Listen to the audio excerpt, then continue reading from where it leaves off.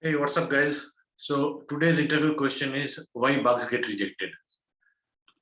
So what are the reasons for bug rejections, and give at least 6 reasons. Okay. So we'll go one by one. Let me go to slideshow mode. The first reason is duplicate bugs. So suppose maybe someone else has already reported the bug earlier than you, and you are reporting the same bug again, so it becomes duplicate, and then that bug will get rejected. The person who is reporting the bug, same bug later. Okay. So that's a possibility that your bug may get rejected because of that reason. So when we report bug, we should check whether same bug is already reported or not. If same bug is already reported, and if I have some extra information, then I will add that information into that bug instead of reporting duplicate bugs. Second reason why bug get rejected is invalid bug. Suppose we have not understood the requirement clearly, or we did something wrong, maybe set up the configuration wrongly, or tested it in a wrong manner, and we reported the bug, and that becomes an invalid bug. Or we misunderstood the requirement completely. Requirement says something else, but we thought it's something else, and then we are reporting bug, then it becomes invalid. Third is it's a requirement change. So what is requirement change? Suppose let's say when you reported bug as per the US specification, it was maybe drop down menu or something, or a different kind of flow. But later after you found some issue and you reported the bug, and then the requirement changes, maybe business side requirement changes. They said no, we don't want to have this flow, we'll remove this, or we will add some different kind of button or different color, or different text or something. So a requirement is changed. Now developer, when they try to fix it, they see that okay, requirement is completely changed. So whatever the bug you have reported earlier, that's not valid anymore. Sometimes it happens that if you got the US specification, you got the requirement specification, but internally development team might have to talk with product manager and other things, or maybe they found a difficulty in implementing it. They said, okay, we can't do this, so let's do it in another way. And that was not communicated to the tester, so you reported a bug, and it becomes kind of invalid because it gets rejected because requirement is changed. Sometimes bugs the requirements are not clear. Like you report bug, right? Let's say specification doesn't say like what happens when you say delete the file. So it means what happens means, okay, you know that okay, delete the file means it will delete the file, whether it will show the confirmation note or not, whether it should ask user for the confirmation or not. You that's not there.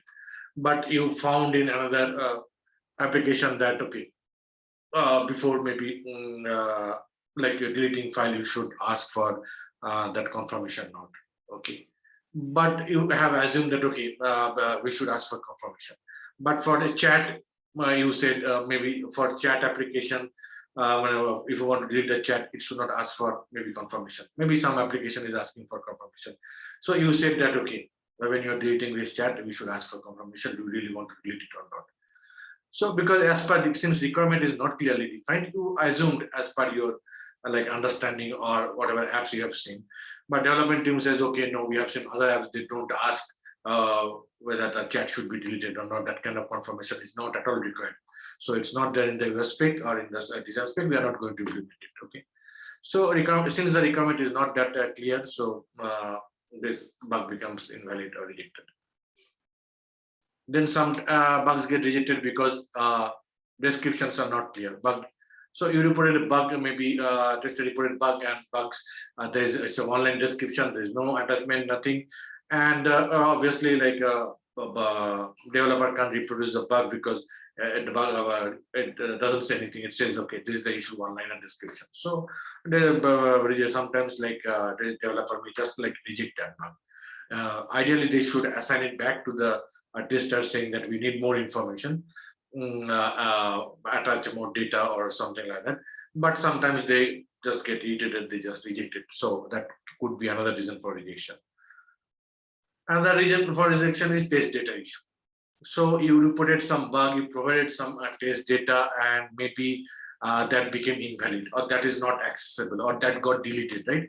So now they are not able to reproduce the issue, right? You have provided some test data, maybe some big file, video file you need to play to produce that issue, but that link has become like some kind of private, you're not able to access, or that file got deleted for some reason, right? Or some data got changed for some reason. They are not able to reproduce it. They are not able to test it again. So they have to reject the bug. And the issue is, okay, you have reported a bug, they are trying to do it, and it's common, actually, it's not reproducible.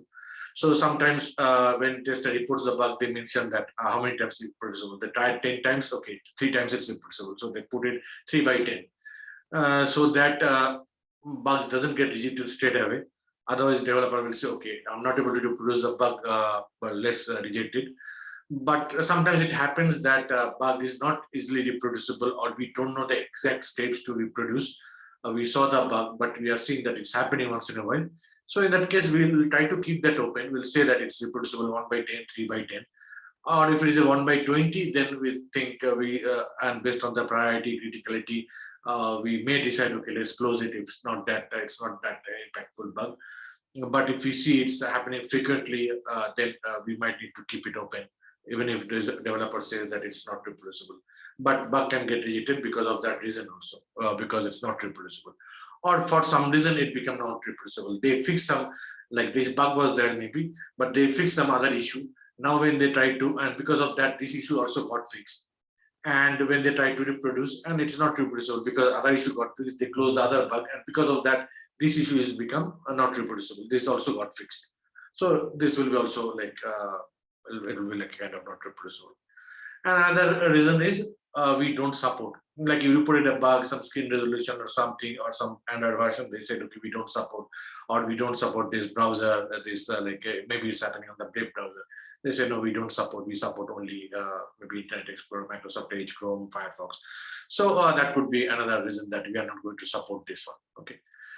So they are the main issues, reasons why bug got rejected. Bug gets rejected, like duplicate bugs, invalid bugs, requirement got changed, then no clear requirements, improper bug description, test data issue, it's not reproducible, and we don't support the platform or environment or whatever, on that particular environment we don't support, and that's why we are rejecting the bug.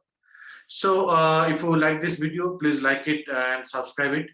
And if you want to get more such videos, join my Telegram group. It's down below. You will find the link. Okay. So until then, this is Abhijit signing off.